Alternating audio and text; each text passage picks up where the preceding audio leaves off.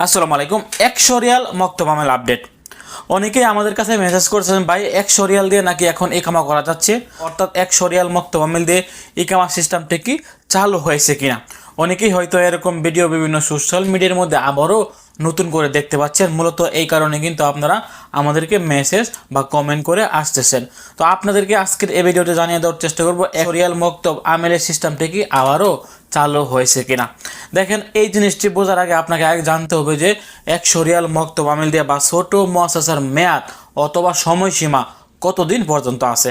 Saudi সরকার যে মেয়াদটি দিয়েছিলেন এটা কিন্তু 2027 সালের 20 ফেব্রুয়ারি পর্যন্ত আছে। 2027 সালের ফেব্রুয়ারি মাস আস্তে আস্তে আরও মোটামুটি 7 থেকে 8 মাস আছে।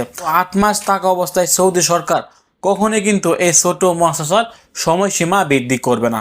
সেক্ষেত্রে আপনারা বর্তমানে সোশ্যাল মিডিয়ার মধ্যে যে সকল ভিডিওগুলো দেখতেছেন এগুলা ভিডিও কিন্তু ফেক। সৌদি সরকার কখনোই এত আগে ঘোষণা করবে না যে আমরা ছোট মুআসাসার সময়সীমা আবারও বাড়িয়ে দিয়েছি।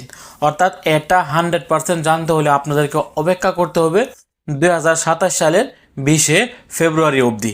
2027 সালে ফেব্রুয়ারি মাসে কিন্তু আমরা জানতে পারবো যে ছোট মুআসাসার মেয়াদ সৌদি সরকার বৃদ্ধি করেছেন নাকি এটাকে তারা পুরোপুরি বাতিল করে দিয়েছেন। তো এটা জানতে হলে আপনাদেরকে আরও 7 থেকে 8 মাস অপেক্ষা করতে হবে। তো এটা থেকে আপনারা বুঝতে পারছেন যে ছোট মুআসাসার যে সময়সীমাটি আছে এটা সৌদি সরকার বৃদ্ধি করেনি। বৃদ্ধি করবে কি বৃদ্ধি করবে না নাকি একেবারের জন্য বাতিল করে দিবে এটা আমরা জানতে পারবো ফেব্রুয়ারি মাস থেকে।